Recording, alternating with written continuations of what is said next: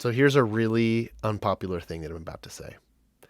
Wounded people are attracted to narcissists. Now, I had someone in our support groups who said, "This is the fourth narcissist that I'm attracted to, and I just don't understand what's up with my bad luck." And when I tried to pry about her background and her childhood to maybe see that there was something about her that was being attracted to these narcissists, she didn't want to hear it.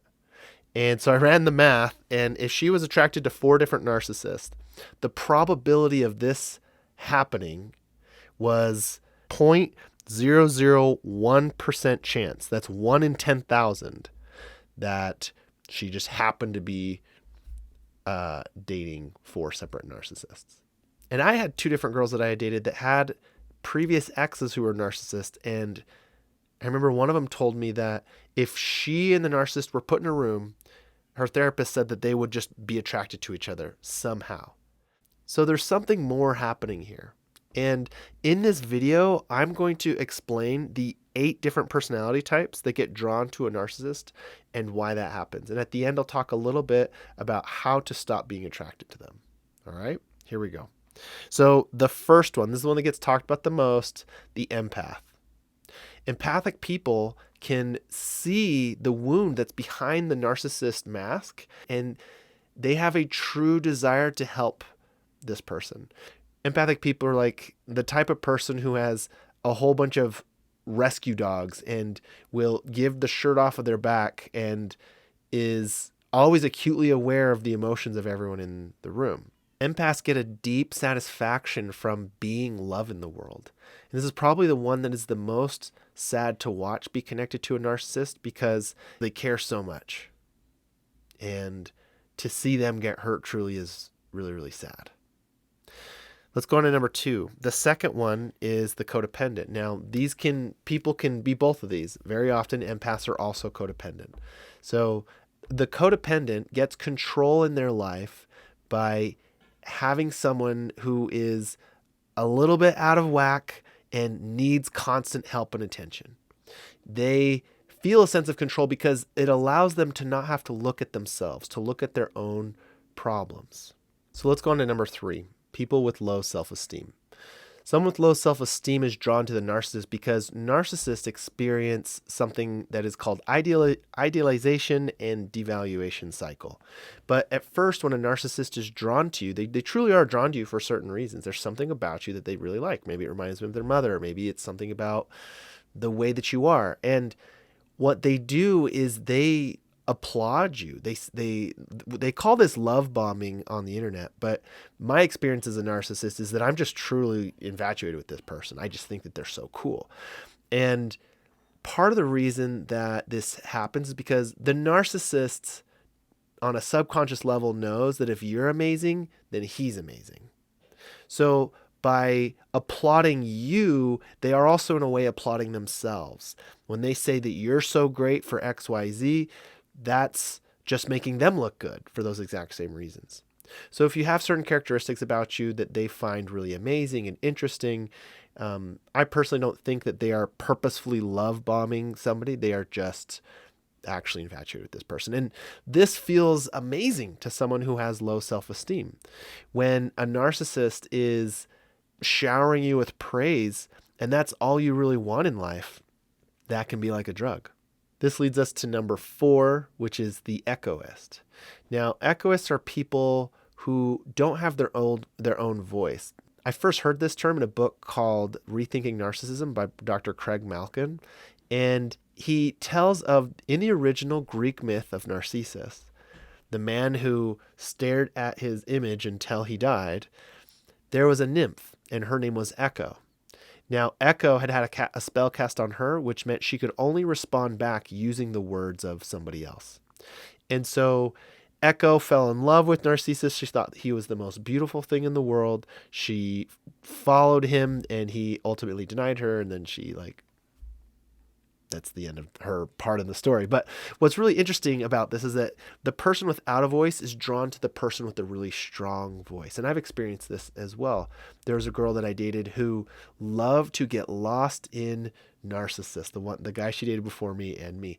She had a very small voice. She felt super uncomfortable being the center of attention, being the one who had to show her own thoughts or share something on a subject. She'd always say, well, what do you think about that? And a narcissist, I love to give my little TED Talks on any subject and just kind of go off, because I also like to think about things. So we'd be on a date and I'd be, explaining and going, and she'd just be sitting there happy as a clam, enjoying it. And they can feel like they are part of something bigger than themselves by being a part of the narcissist. And of course they benefit from all the other aspects of idealization and all these other things. But number 5 is the person with borderline personality disorder. Now, borderline personality disorder is someone that's kind of an echoist, someone with low self-esteem, and these people also struggle with who are they themselves. And specifically, borderline people need a lot of positive affirmation. And a narcissist that just, it's in their personality to be giving that affirmation a lot. I mean, I've healed a massive amount of my narcissism. I would consider my narcissism in recovery, at least the aspects of it that make relationships hard. And I just give verbal affirmation all the time to my partner. It's just what I do. And that can feel extremely pleasing to someone with borderline personality disorder. And narcissists love people with borderline personality disorder because they also tend to idealize narcissists, and they talk them up like, you are just the best and the greatest, and sex with you just changes my life, and their whole world revolves around the person that they're in love with. So narcissists are also very drawn to people with borderline personality disorder. It can be a match made in heaven or a match made in hell. Number 6, perfectionists. Perfectionists are drawn to the grandiosity that a narcissist puts forward, because a narcissist is putting forward a mask of perfection without having any sort of problems. And so when a narcissist is making themselves out to be smarter, stronger, more wealthy than anybody else out there, the perfectionist is very drawn to this, probably because they have their own insecurities as well. Number 7 are people with childhood trauma. Someone specifically whose parent figure was a narcissist, and if this was the figure that they had their trauma from, they will be extremely drawn to narcissists. This person will be trying to resolve their childhood trauma that they experienced with their parent through the romantic relationship that they have with the narcissist. Somewhere in their subconscious, they believe that if they can get the narcissist to love them, that all of their deep-seated feelings of insecurity will be gone. Most of these people, these conditions, are people with childhood trauma. And so it's worth it to talk about them specifically. And the last one that I don't think almost anybody saw coming, the person who is also drawn to narcissists, number 8, is another narcissist.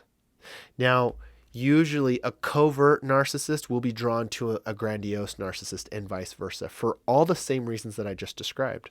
A covert narcissist is the shy version of narcissism. So this is someone who doesn't have as much of a voice, who also needs a lot of adoration and praise from somebody else. They might also be an echoist or a perfectionist. And so the covert narcissist gets supply from the grandiose narcissist, and the grandiose narcissist gets that same supply from the other. These relationships can kind of fit because both of these people came from similar households, narcissistic households, where true love and kindness and empathy just weren't around. And so these two can plop in and be in a relationship and just feel like two peas in a pod. Like, yeah, this is how you do that relationship thing. It's tit for tat. It's I'll do this and then you'll do that. It's I'll manipulate you and be nice to you so that I can get what I want. And it goes on constantly without anyone thinking anything's wrong. So if you want to stop being drawn to narcissists, what do? Well, you have to go do the healing yourself. And to say, well, I'm just not going to get looped in with a narcissist again is way too hard, because most people don't even realize it until you're a year and a half into it. They'll say, well, I'm not going to get in a relationship with a grandiose narcissist again. And so they will try their hardest to get someone who's the opposite of their last partner.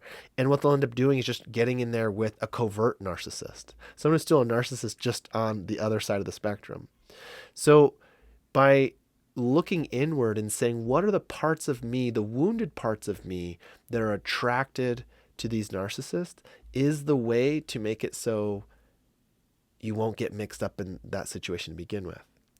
Now, if somebody is already in a relationship with a narcissist, the biggest message on the internet right now is to just leave the bastard, to go off and find someone new. But if you are inherently drawn to narcissists, this could also be a pretty dangerous proposition, because it's going to take you a few years to separate. It's going to take you time to heal from that relationship, to feel trust, and to try and find someone else, only to find out years into that relationship that this person's also a narcissist.